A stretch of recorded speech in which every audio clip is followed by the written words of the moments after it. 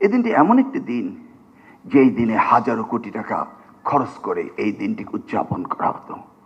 আর আজকে এই দিনে মাননীয় প্রধানমন্ত্রী আমাদেরকে 2100 কোটি টাকা দিয়ে আজকে সারা দেশে 70,119 জন শিক্ষককে তাদের অবসর ভাতা এবং 53,000 শিক্ষককে কল্যাণ ভাতা দিতে যাচ্ছেন।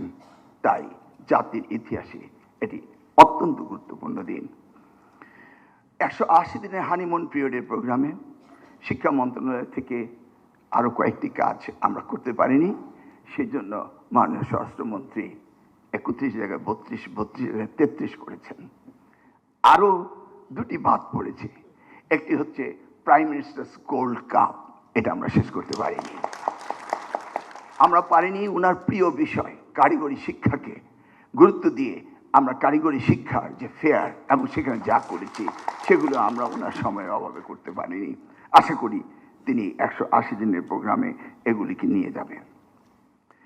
আমি আসছি এবার আমাদের এই শিক্ষা খাতে এই অবসর কল্যাণ ট্রাস্ট ভাতার আজকে যে সর্বাধিক 6 লক্ষ টাকা করে দিচ্ছি, বাকি টাকা নিয়ে অনেকে প্রশ্ন করছেন এবং বিভিন্ন রকম সোশ্যাল মিডিয়াতে লিখছেন।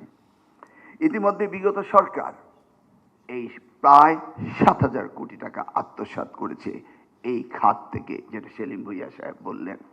45 বছর ধরে কোটি মানুষের আস্থায় পাইপের বস আরএফএল পাইপ। ইতিমধ্যেই তারা 598 কোটি 79 লক্ষ টাকা যে ব্যাংকগুলিতে দিয়েছে, সেই ব্যাংকগুলির নাম আমি আপনাদের পড়ে শোনাচ্ছি। ঠিক আছে, 8টি ব্যাংকে এই টাকাগুলো দিয়েছে, যেখান থেকে আমরা টাকা পাওয়ার সম্ভাবনা খুবই কম রয়েছে। আমাদের এছাড়াও সরকারি ব্যাংকে আমাদের কিছু টাকা রয়েছে, সেগুলো আমরা পেতে যাচ্ছি।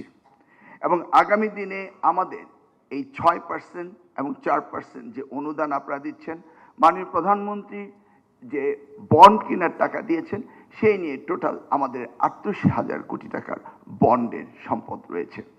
এবং এই আয় দিয়ে আমরা আজকে যে যাত্রা শুরু করলাম 1,23,000 সুবিধাভোগী কল্যাণ ট্রাস্ট অ্যান্ড অবসর ভাতার, তারপরে আগামী বছরে আমরা ক্রমান্বয়ে আপনাদের বাকি সকল টাকা পরিশোধ করব ইনশাআল্লাহ। আমাদের স্মরণ রাখতে হবে সাবেক প্রধানমন্ত্রী দেশমাতা বেগম খালেদা জিয়া। তিনি উপলব্ধি করেছিলেন আমাদের সময় একজন শিক্ষক তার সারা জীবনের সুন্দর সময়টি শিক্ষা দিয়ে যখন বাড়ি ফিরতেন, তখন আমরা একটি ফেয়ারওয়েল দিতাম, একটি মানপত্র পড়তাম। মুসলমান হলে একটি টুপি, একটি পাঞ্জাবি, একটি ছাতি, একটি লাঠি এবং এক জিল কোরআন শরীফ এবং এক জোড়া তসবিহ দিয়ে তাদের বিদায় করতাম। যে শিক্ষকরা জাতি গঠনে সাহায্য করেছে, তাদেরকে এভাবে বিদায় দেওয়া যায় না বলেই মাননীয় প্রধানমন্ত্রী প্রথম কল্যাণ ট্রাস্টে 14 কোটি টাকা এবং পরবর্তীতে 89 কোটি টাকা দিয়ে এই যাত্রা তিনি শুরু করেছিলেন। এই যাত্রা শিক্ষকের জন্য অনেক অনেক পাওয়া।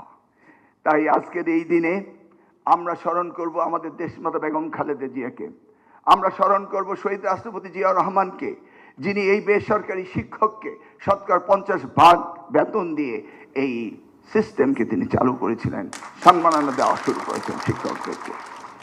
আগামী দিনে এই শিক্ষকদের সম্মাননা দেওয়া চলতেই থাকবে, চলবে আমাদের মাননীয় প্রধানমন্ত্রীর নির্দেশক্রমে।